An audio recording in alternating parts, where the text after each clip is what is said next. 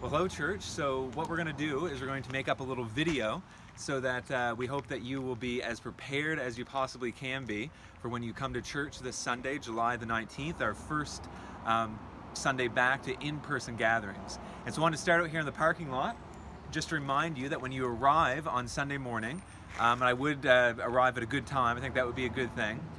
Make sure that when you come into the parking lot that you remember to keep 6 feet distance from one another. We want to just stress that as we're back to worshiping together, we need to make sure we keep our social distance. And so I just want to remind you that includes out here in the parking lot. One thing I would say is that if you arrive when a few other people arrive and you're kind of parked close, maybe just hang out in your car for a minute until the others make their way to the door, so that again you're not violating the 6 feet rule. And so just some things to keep in mind as you come to church this coming Sunday.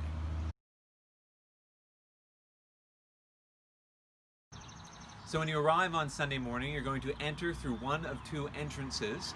And we ask everyone that does not need the elevator to enter through these front entrances. And again, so when you come up here, you're going to see the signs indicating a reminder to maintain social distance, and to a reminder to when you enter, you're going to be asked to use hand sanitizer.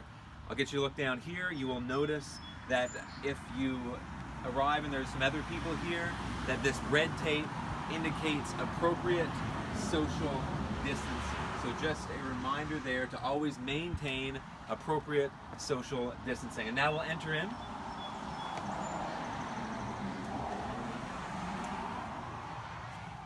So when you enter, what you're going to see is that the floor is marked with the direction that we want you to go.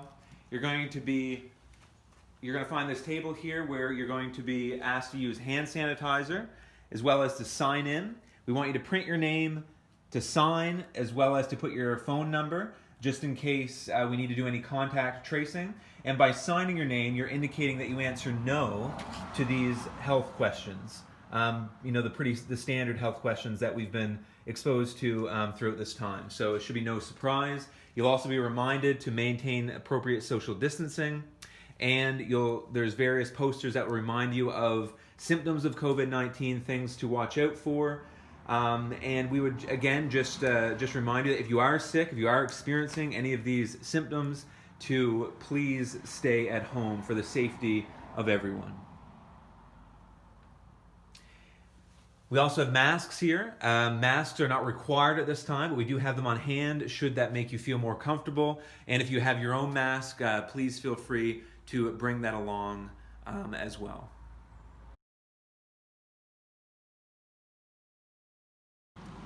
So when you arrive on Sunday morning, you're going to enter the building through one of 2 entrances.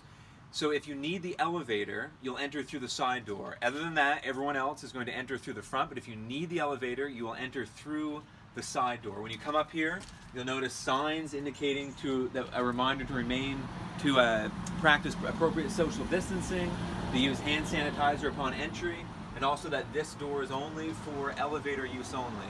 You'll also see on the ground that we have red tape. Should there be a lineup or anything like that, you'll see that this tape indicates the appropriate social distance. Okay, we're going to enter now. And so if you come in this way and you need the elevator, this is what you'll find. So first we'll do this. So you'll be asked to sign in with your printed name, signature, and telephone number should we need to do any contact tracing. And when you sign your name, you're indicating that you answer no to the health questions. We have some reminders here that to keep appropriate social distance, and you'll be asked to use hand sanitizer. So when you enter in this way, you'll be met by the elevator operator, one of our church members, volunteers, and you're going to notice that they're going to be masked as well as have some gloves on, because we want to take all the appropriate precautions that we can. And that is because anyone needing the elevator, it's impossible to keep appropriate social distance between the operator and the person needing the elevator. So everyone that uses the elevator will be required to wear a mask. So I would ask you to bring your own mask, but if you don't have a mask with you or you forgot it, you don't have one, we have masks on hand for you to use.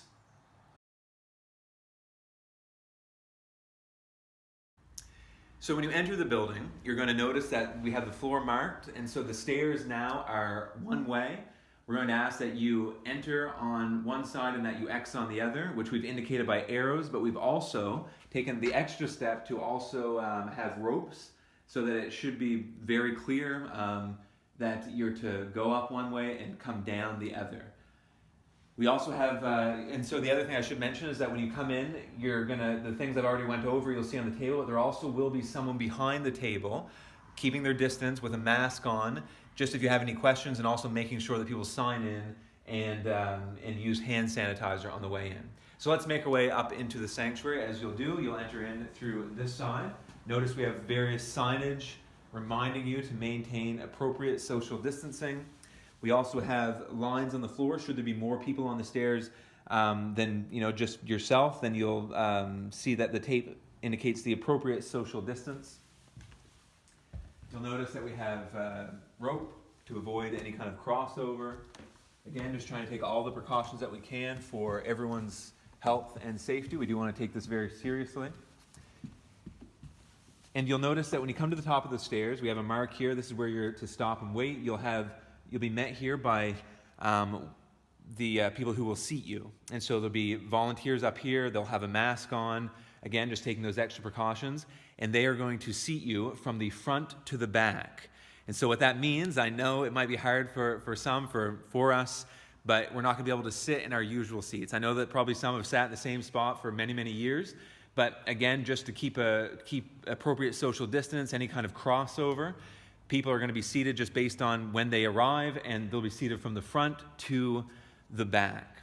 The other thing I should note as well is that you'll find the offering plates here. It won't be on this, will be on a little stand here where you can deposit your offering either on the way in or on the way out, because we're not going to pass the plate during the Sunday service. Again, just a reminder, there's various signage posted reminding you of the symptoms as well as to practice appropriate social distancing. And so let's go and check out a pew here. And so what you'll see is we have the pews marked off to allow for appropriate social distancing. And what that means is that really we lose two pews. But again, we want to make sure we practice appropriate social distancing. You'll notice as well that there's a piece of tape actually in the pew, and that's so that you can't sit past that piece of tape, because if you did, that would cause some social distance issues with the person sitting. There'll be no one sitting next to you, but the person sitting diagonal from you as we have staggered the seating. So just some reminders there. So the service will start at roughly 10:45, and it'll last for an hour. And then once the service is completed, people will be asked to sit down and to remain seated, and you'll be dismissed in an orderly fashion. And so what you'll do, you'll be dismissed from the back to the front. And so the lucky folks that arrive first will actually be the ones that will remain in the sanctuary the longest. And then what you'll do is, in an orderly fashion, you'll work your way back here. If you forgot your offering, you'll deposit it in here. The rope will be on the other side. And you will work your way down the stairs. Again, just a reminder, keep your distance from other people. And you'll come to the bottom. Again, arrows indicating, and just remember the tape on the other side to indicate appropriate social distance. The rope will be on the other side, as so. You'll come down here. Someone will be down here to ensure that you get some hand sanitizer on the way out, and then you'll exit the building and hopefully come back for the following Sunday. So again, these are just precautions that we have in place so that for your safety, for everyone's safety, because we do want to take this very seriously. We're not going to have police on hand. We're not going to have people hiding to jump out and catch violators, but we do ask that you respect these regulations and rules that we put in place for your safety and for everyone else's safety.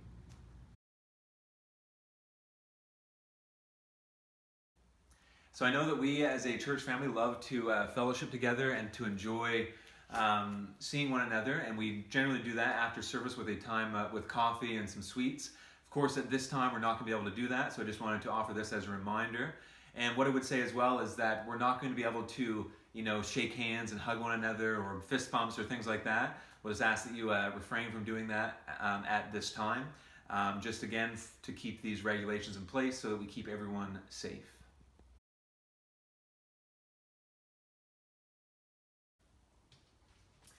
And so, on the topic of the bathroom will be available. We're going to make sure that it stays clean, that it's cleaned after our services, in between the Sunday services. But what we do want to ask, just so we don't have a large amount of traffic going into the bathroom, is to only use it if it's an emergency, or, and also I guess I should say, you try to use it, if you have to, try to use it when you arrive. So that once we have everyone seated upstairs in the sanctuary, no one will have to get up and kind of cross paths with people and probably violate the 6 foot distance. I mean, if it's an emergency, you have to do what you have to do. But again, just try to keep that in mind. Maybe use the bathroom before you come, or use it when you arrive, and try to only use the bathroom if it is an emergency. The other thing I'll note while I'm down the hall here is that we're going to have some markers, probably some pylons here, indicating not to go any further. We really don't want people in parts of the building, because again, that means cleaning and all those kinds of things. And so we just want to make sure we restrict people into only certain portions of the building. And so we really don't want anyone going past where the bathroom is. And so just again, some things to keep in mind.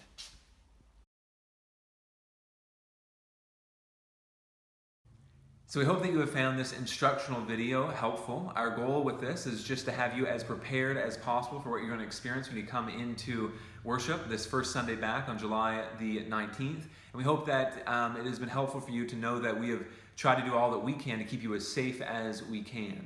And so I would ask you to take these rules and regulations very seriously. I just want to mention a few other things just to kind of round out the information in this video. And the first is that at this time there'll be no child care. And so the children that come will be asked to stay with their parents or guardians or grandparents, so just a reminder there.